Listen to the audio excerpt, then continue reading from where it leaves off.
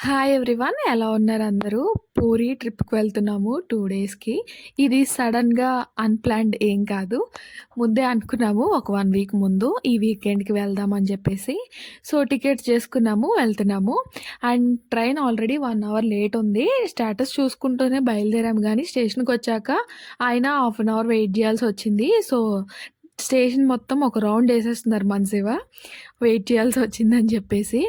And ఇంకా train ఎక్కేసి పడుకున్నాము. Already లేట్‌గా వచ్చింది. 11కి అలా వచ్చింది ట్రైను. ఇంక తెల్లవారేసరికి ఒరిస్సా బోర్డర్ క్రాస్ చేసేసాము. అండ్ ఆల్రెడీ 2 అవర్స్ లేట్ ఉందని చెప్పాను గదా! సో, మేము మామూలుగా అయితే మేము 4:30, 5కి అలా దిగాలి కోరడా జంక్షన్‌లో. బట్ మేము దిగేసరికే 9 అలా అయిపోయింది. అండ్ అక్కడి నుంచి వేరే వెహికల్ ఏదైనా మాట్లాడుకొని వెళ్దాము. ఆన్ రోడ్ వెళ్దాం అనుకున్నాము. బట్ స్టేషన్‌లో దిగి మేమక్కడ వెహికల్ వాళ్ళని అడిగితే టాక్సీ వాళ్ళు 1600 అలా చెప్తున్నారు 50 కిలోమీటర్స్‌కి. అదేమంటే స్పీడ్ బ్రేకర్స్ ఎక్కువుంటాయి. సో, గియర్ తీసివేయాలి. మాకు డీజిల్ ఎక్కువ కాలుతది. పెట్రోల్ ఎక్కువ కాలుతదని చెప్తున్నారు. సో, మేము బయటకొచ్చి ఆ వెహికల్ వాళ్ళు ఎక్కువ చెప్తున్నారని చెప్పేసి మళ్ళీ స్టేషన్ లోపలికెళ్ళిపోయి అప్పుడు సడెన్‌గా ఏదో ట్రైన్ ఉందని చెప్పారు. అక్కడ కానిస్టేబుల్స్ వాళ్ళని అడిగితే సో, పరిగెత్తుకుంటా వెళ్ళి ట్రైన్ ఎక్కేసామనమాట. సో, ఇది ఆ ట్రైను పూరీకి.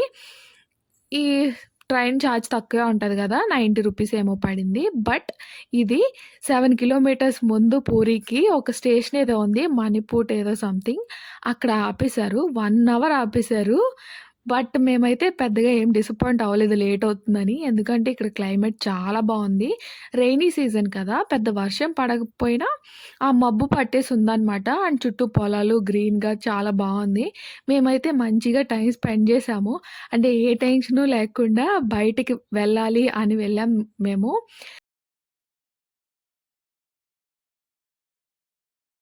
గోయింగ్ టు పూరి మధ్యలో బ్రేక్ పసక్. మంచిగా ఫోటోస్, వీడియోస్ తీసుకున్నాము. అండ్ ఫైనల్లీ పూరి అయితే రీచ్ అయిపోయాము. పూరిలో ఆ బోర్డ్ వీడియో తీద్దామని చెప్పేసి స్టేషన్ మొత్తం చూసాను. నాకెక్కడ బోర్డ్ కనిపించలేదు. అండ్ పూరి జగన్నాథ స్వామి ఈ చెక్క బొమ్మలు ఇక్కడే మనకి చిన్న దర్శనం అయిపోయిందనమాట. అండ్ మేముండే ఉందాం అనుకున్న హోటలు రైల్వే స్టేషన్ నుంచి 1 ½ కేఎం ఏమో ఉంది. 150, 200 అడుగుతున్నారు. లాంగ్వేజ్ రాకపోతే ఖచ్చితంగా మోసం చేసేస్తారు. సో, మాట్లాడుకొని వెళ్ళాలి. అండ్ ఇదే మనం 2 డేస్‌కి ఉండబోయే హోటలనమాట.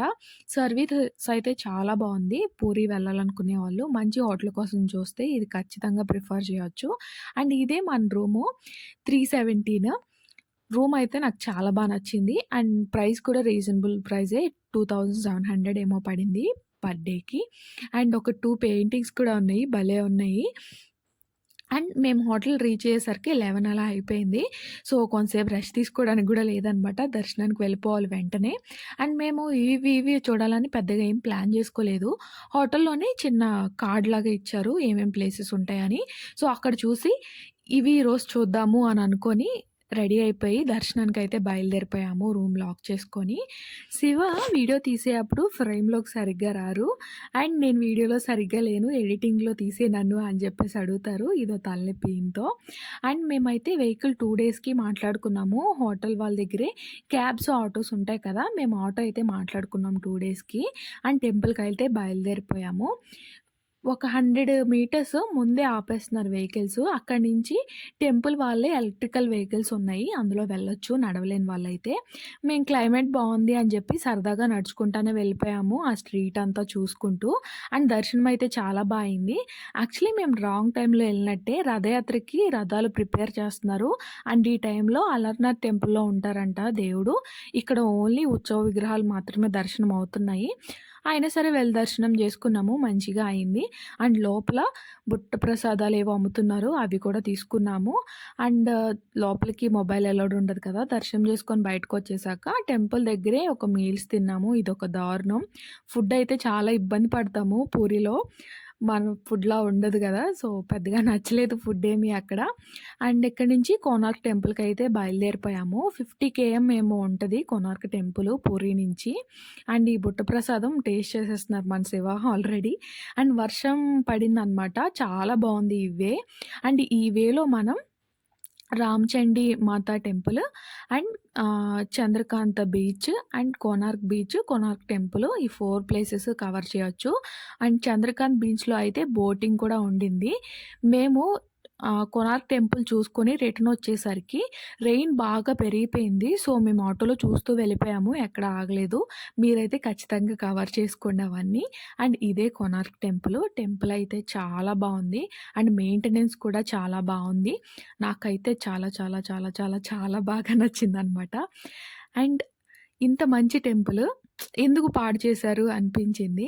అండ్ ఆ రోజుల్లోనే ఇంత ఎలా కట్టగలిగారు అనిపించింది. ఒక 200 ఫీట్ ఏమో హైట్ ఉంటది. ఆ హైట్‌లో కూడా అంత సన్న డిజైన్‌లు ఎలా చేశార్రా బాబు అనిపించింది. అండ్ నాకు తెలిసిన స్టోరీ అయితే భగవంతుడు ఈ టెంపుల్‌లో గాలిలో ఆహ్, తేలుతూ ఉండేవారంట పైన మ్యాగ్నెటిక్ పవర్‌కి. అండ్ సముద్రం దగ్గరే కదా! ఆ మ్యాగ్నెటిక్ పవర్‌కి షిప్స్ అనేవి లాగేస్తున్నాయని చెప్పేసి ఈ గుడిని ధ్వంసం చేశారు అని చెప్పేసి నాకు తెలిసిన చిన్న స్టోరీ. మీకు ఇంకేమైనా తెలిస్తే ఖచ్చితంగా కామెంట్ చేయండి.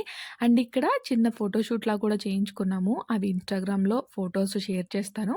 అవి కూడా చూసేయండి.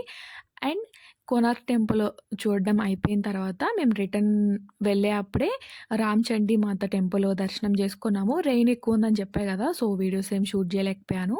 అండ్ డిన్నర్‌కైతే ఈ రెస్టారెంట్‌కెళ్ళాము. ఫుడ్ చాలా బావుంది. ఇదే డే 1 ప్లీజ్ వీడియోని సబ్స్క్రైబ్ చేసుకోండి. అండ్ నెక్స్ట్ వచ్చే డే 2 వీడియో కూడా ఖచ్చితంగా చూసేయండి.